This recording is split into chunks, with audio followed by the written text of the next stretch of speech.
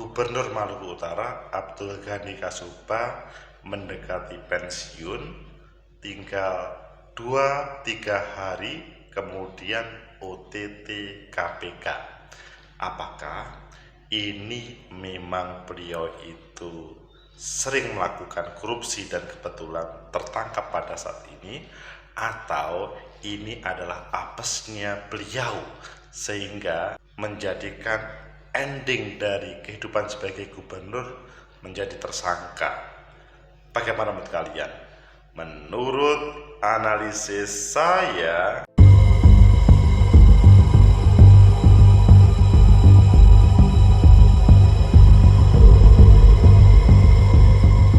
Assalamualaikum warahmatullahi wabarakatuh. Salam sejahtera untuk kita semua. Pecinta masa depan negeri, tegakkan kebenaran, lawan ketidakadilan. Siapapun yang korupsi itu harus ditangkap, maksudnya oleh penegak hukum. Termasuk di sini adalah KPK yang sering hunting. Meskipun gubernur, ya harus diproses. Tetapi apakah orang yang tertangkap KPK itu adalah kebetulan, atau karena terlalu sering kemudian dia endingnya ditangkap, atau ya apesnya? Ayo kita baca di beberapa media, selanjutnya nanti kita kupas sebenarnya apa yang terjadi. Pertama kita baca di Detik, profil Abdul Ghani Kasubah Gubernur Maluku Utara yang kena OTT KPK. Kemudian di Kompas, jadi tersangka korupsi Gubernur Maluku Utara, saya minta maaf kepada masyarakat. Kemudian yang terakhir di CNN Indonesia, KPK tahan Gubernur Maluku Utara Abdul Ghani Kasubah. Kalian pilih yang mana? Kita pilih yang terakhir dan kemudian kita hubungkan dengan yang lain. CNN Indonesia, KPK tahan Gubernur Maluku Utara Abdul Ghani Kasubah. Gubernur Maluku Utara Abdul Ghani Kasubah resmi ditahan KPK setelah terjaring OTT, operasi tangkap tangan, pada hari Senin 18 Desember 2023. Penahanan tersebut dilakukan setelah Abdul Ghani menjalani pemeriksaan intensif, padahal informasinya 20 Desember itu adalah akhir masa jabatan. Berdasarkan pantauan CNN Indonesia di Gedung Merah Putih, Abdul Ghani telah mengenakan rompi urin khas tahanan KPK dengan tangan di borgol. Selain dia, KPK juga menetapkan 6 orang tersangka lainnya. Abdul Ghani dan kawan-kawan akan ditahan untuk waktu 20 hari pertama, terhitung mulai hari ini di rutan KPK pada tanggal 20 Desember, pas akhir masa jabatan kalau tidak salah. Coba nanti kita cek lagi. Dalam OTT yang digelar KPK di Jakarta Selatan, di kota Ternate, di KPK sebelumnya menyatakan mengamankan 18 orang yang terdiri dari Abdul Ghani, pejabat pemerintah Provinsi Maluku Utara, dan pihak swasta.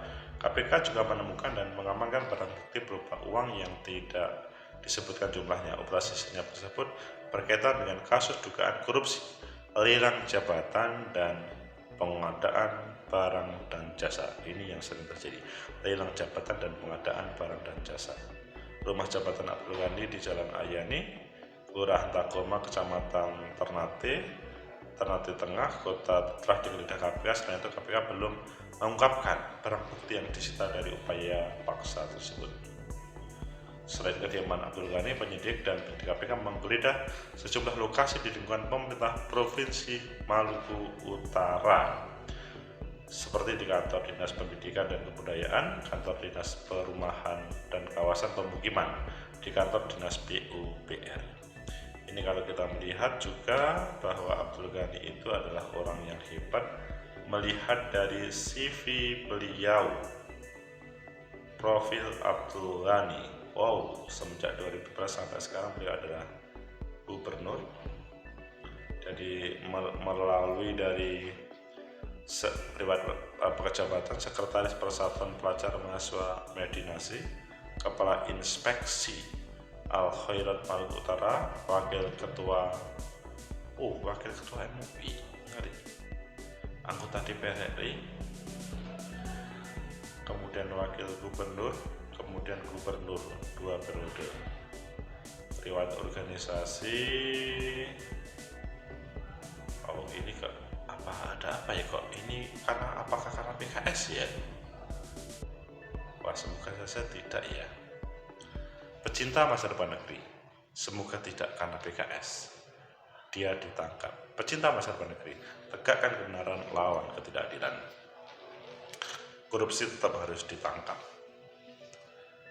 Tetapi bahwa seandainya terjadi diskriminasi, maka itu harus diluruskan.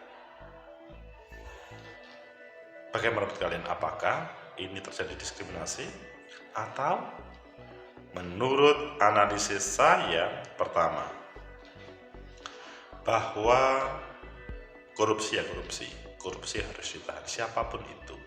Siapapun yang mengambil uang negara itu harus ditahan, karena akan menjadi ancaman terhadap negara ini. Kemudian yang kedua, memang kita menyayangkan ya, karena kalau tidak salah tinggal 2 hari lagi itu adalah akhir masa jabatan. Pada hari ini 20 Desember itu akhir masa jabatan, tapi kemudian ditangkap.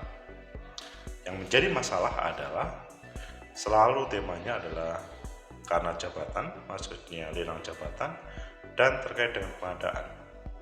Ini adalah hal yang perlu dilawan oleh siapapun.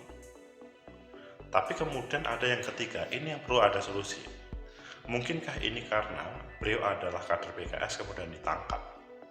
Semoga ini tidak terjadi. Semoga penegakan hukum bukan karena ini, bukan karena dia adalah bagian dari PKS yang kebetulan berbeda dengan pilihan untuk menampilkan politiknya atau pilihan dengan bagaimana menampilkan capresnya. Tapi ini adalah murni terkait dengan sebuah tindakan pidana. Karena kalau tidak, ini terjadi diskriminasi. Tidak boleh ada diskriminasi dalam penegakan hukum. Hukum itu berlaku untuk semuanya. Jadi tidak boleh tebang pilih. Karena untuk menghadirkan kesejahteraan Indonesia Raya, maka tidak boleh ada tebang pilih. Maka tidak boleh ada semacam diskriminasi dalam penegakan hukum ini. Kalau memang bersalah, ya bersalah. Tapi kalau tidak, jangan diada-adakan. Tetapi bagaimana kalau semua bersalah dan kemudian dipilih-pilih? Ini semoga tidak terjadi pada proses ini. Ini adalah sebuah renungan bagi kita bersama. Penegakan hukum selalu kita dukung, tapi tidak boleh diskriminasi. Semoga bermanfaat. Like, subscribe, comment, and share.